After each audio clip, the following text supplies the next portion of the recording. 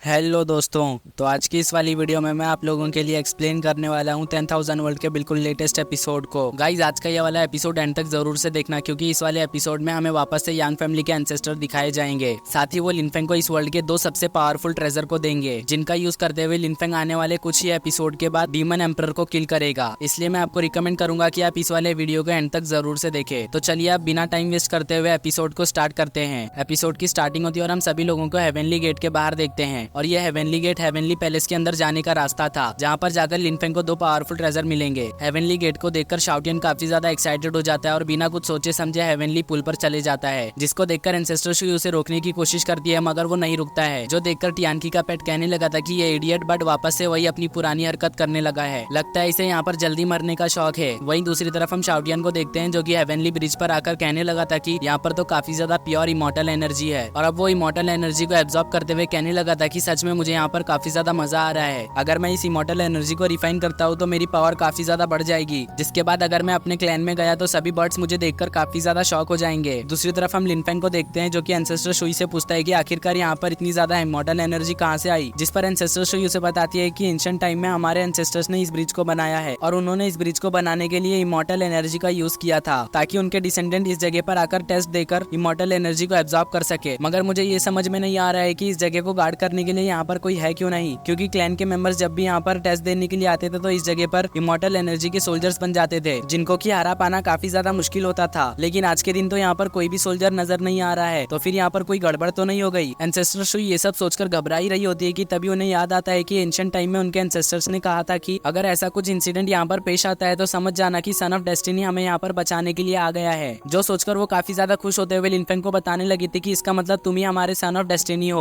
और अब वो लिनफेंग से कहती है कि लिनफेंग तुम जाकर इस इमॉर्टल एनर्जी को एब्जॉर्ब कर लो। जो सुनकर लिनफेंग इमॉर्टल एनर्जी को एब्जॉर्ब करने के लिए चला जाता है, जिसके पीछे पीछे टियानकी का पेट भी इमॉर्टल एनर्जी को एब्जॉर्ब करने के लिए आ जाता है, और अब वो उस जगह के सभी इमॉर्टल एनर्जी को अपने अंदर काफी तेजी से एब्जॉर्ब करने लगा था। अगर तभी लिनफेंग उस जगह पर ब्लैक होल डिवोरिंग टेक्निक का यूज करते हुए उस जगह के सभी इमॉर्टल एनर्जी को अपने अंदर एब्जॉर्ब कर लेता है, जिस वजह से लिनफेंग अपने लेवल को ब्रेक थ्रू कर लेता है। लेवल को ब्रेक थ्रू करने की वजह से उस जगह पर थंडर ट्रिब्यूलेशन भी आ जाता है, जिसको देखकर लिनफेंग वहाँ पर अपनी मार्शल सोल बॉडी का यूज करते हुए थंडर ट्रिब्यूलेशन के टेस्ट को पास कर लेता है, जिस वजह से लिनफेंग ने सक्सेसफुली अपने लेवल को एडवांस कर लिया था। और अब वो सभी हेवनली गेट का यूज करते हुए हेवनली पैलेस के अंदर आ जाते हैं, जहाँ पर सभी लोग एंसेस्टर यांग का एक बहुत ही बड़ा स्टैचू देखते हैं। इस जगह को देखकर एंसेस्टर शुई काफी ज्यादा खुश और इमोशनल हो गई थी, और कहने लगी थी कि इस जगह पर आने के लिए अनगिनत लोगों ने काफी ज्यादा कोशिश की, मगर वो यहाँ पर नहीं आ पाए, लेकिन आज के दिन मैं लिनफेंग की वजह से इस जगह पर आ गई। सच में मैं तो काफी ज्यादा खुश नसीब हूँ। और अब लिनफेंग एंसेस्टर यांग की स्टैचू को देखकर समझ जाता है कि ये और कोई नहीं बल्कि एंसेस्टर यांग की रियल बॉडी है, और वो इस जगह पर स्टैचू इसलिए बने हुए ताकि अगर कोई इस जगह पर अटैक कर दे तो वो एनिमी को कंफ्यूज करते हुए इस जगह को प्रोटेक्ट कर सके। और अब लिनफेंग एंसेस्टर यांग को ग्रेड करते हुए कहने लगा था कि सीनियर मुझे पता है कि ये आपकी रियल बॉडी है, इसलिए अब यहाँ पर आपको छुपने की कोई भी जरूरत नहीं है। जो सुनकर एंसेस्टर यांग यहाँ पर अपनी रियल अपीयरेंस में आ जाता है। एंसेस्टर यांग यहाँ पर जैसे ही अपने रियल अपीयरेंस में आते हैं तो उनका ऑरा प्रेशर चारों तरफ फैल जाता है, जिस वजह से सभी लोगों को यहाँ पर खड़े होने में तकलीफ हो रही थी। एंसेस्टर यांग की इतनी खतरनाक पावर को देखकर टियानकी कहने लगा था कि इस बंदे को देखकर मुझे लग रहा है कि ये नहीं भी तो ट्रू गॉड रियल एम्पर तो होगा ही, क्योंकि इसके अंदर से जो ऑरा प्रेशर निकल रहा है वो काफी ज्यादा खतरनाक है। और अब एंसेस्टर यांग लिनफेंग से कहता है कि लिनफेंग फाइनली तुम यहाँ पर आ गए, मुझे यहाँ पर तुम्हारा ही इंतजार था।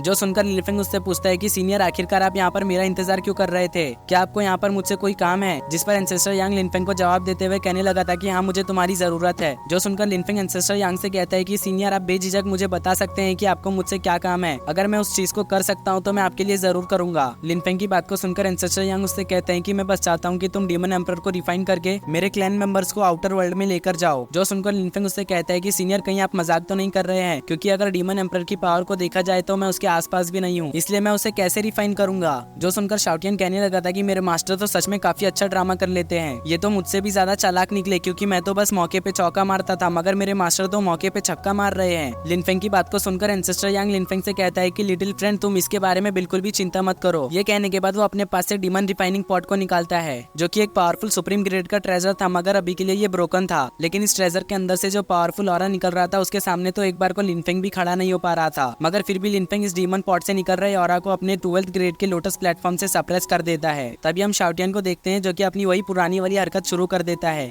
और वो एंसेस्टर यांग के पास जाकर कहने लगा था कि सीनियर आप तो सच में काफी ज्यादा महान है, जैसा कि अभी के लिए आप इस डीमन पॉट को मेरे मास्टर को दे रहे हैं, तो फिर क्यों ना आप मुझे अपने पास के सेकंड ट्रेजर को दे दे, जिसका यूज करते हुए मैं काफी ज्यादा पावरफुल हो जाऊंगा और मैं मास्टर की हेल्प कर सकता हूँ आपके दुश्मन उन डीमन एम्परर को मारने में। जो सुनकर एंसेस्टर यांग उससे कहता है कि तुम कह तो बिल्कुल सही रहे हो, मगर अभी के लिए तुम्हारी पावर उतनी नहीं कि तुम उस ट्रेजर को संभाल पाओ। जो सुनकर शाओटियान उदास हो गया था और लिनफेंग के पास जाते हुए कहने लगा था कि मुझे पता है कि तुम ये ट्रेजर मुझे देना नहीं चाहते, क्योंकि तुम सभी चाहते ही नहीं हो कि मैं यहाँ पर स्ट्रांग बनूं, इसलिए यहाँ पर ये बहाना बना रहे हो। शाओटियान की बात को सुनकर लिनफेंग उसे मारते हुए पीछे कर देता है और कहता है कि बेवकूफ, तुम यहाँ पर अपना मुंह बंद करके रखो। दूसरी तरफ हम एंसेस्टर यांग को देखते हैं जो कि इस जगह पर सेकंड ट्रेजर को भी निकाल लेते हैं, जिसकी एनर्जी को देखकर लिनफेंग कहने लगा था कि अच्छा है कि मेरे पास यहाँ पर 12th ग्रेड का लोटस प्लेटफॉर्म है, जिसकी मदद से मैं यहाँ पर सुप्रीम ग्रेड के ट्रेजर्स की पावर को सप्रेस कर पा रहा हूँ। अगर मेरे पास वो ट्रेजर नहीं होता तो मैं यहाँ पर खड़े भी नहीं हो पाता। अब एंसेस्टर यांग सेकंड ट्रेजर की खासियत को बताते हुए कहने लगे थे कि इस ट्रेजर की खासियत ये है कि ये ट्रेजर तुम्हें वॉइड में कहीं पर भी ट्रेवल करा सकता है, चाहे फिर तुम्हें लाखों किलोमीटर दूरी क्यों न जाना पड़े, तुम इस ट्रेजर का यूज करते हुए पलक झपकते ही वहाँ पर पहुंच जाओगे। एंसेस्टर यांग की बातों को सुनकर शाओटियान यहाँ पर खुश होते हुए कहने लगा था कि मास्टर, ये ट्रेजर तो सच में काफी ज्यादा इंटरेस्टिंग है। अगर फ्यूचर में कभी हमारा सामना किसी पावरफुल अपोनेंट से हो गया और हम उससे नहीं हरा पाए तो हम इस ट्रेजर को यूज करते हुए काफी आसानी से वहाँ से भाग सकते हैं। वहीं पर हम लिनफेंग को देखते हैं जिसको कि थंडर ड्रैगन बता रहा होता है कि ये ट्रेजर सच में काफी ज्यादा पावरफुल है, क्योंकि ये ट्रेजर तुम्हारे वर्ल्ड के डिवाइन किंग लेवल के ट्रेजर से भी ज्यादा पावरफुल है। जो सुनकर लिनफेंग इस ट्रेजर को लेने के लिए राजी हो गया था। तभी लिनफेंग एंसेस्टर यांग से पूछता है कि सीनियर, क्या आप मुझे बता सकते हैं कि मैं डिवाइन पॉट को कैसे रिपेयर कर सकता हूँ? जिस पर एंसेस्टर यांग उसे बताते हुए कहने लगा था कि तुम्हारे पास जो जेड बटरफ्लाई है उसके अंदर काफी ज्यादा ओरिजिन की मौजूद है, जिसका यूज करते हुए तुम काफी आसानी से डीमन रिफाइनिंग पॉट को रिपेयर कर सकते हो। जो सुनकर लिनफेंग उससे कहता है कि सीनियर, इसके लिए मुझे सबसे पहले थंडर ड्रैगन से पूछना पड़ेगा, जिस पर एंसेस्टर यांग मान जाते हैं। जिसके बाद हम लिनफेंग को अपने सोल सी में थंडर ड्रैगन से बात करते हुए देखते हैं, जहाँ पर थंडर ड्रैगन उससे कहता है कि लिनफेंग, मुझे पता है कि तुम उस डीमन रिफाइनिंग पॉट को रिपेयर करना चाहते हो, मगर उसको रिपेयर करने में मेरी काफी ज्यादा एनर्जी लॉस हो जाएगी, जिसके बाद मैं डीप स्लीप में चले जाऊंगा और फिर मैं तुम्हारी हेल्प करने के लिए नहीं आ पाऊंगा, जिसके बाद तुम्हें मुझे जगाने के लिए काफी ज्यादा ट्रेजर्स का यूज करना पड़ेगा।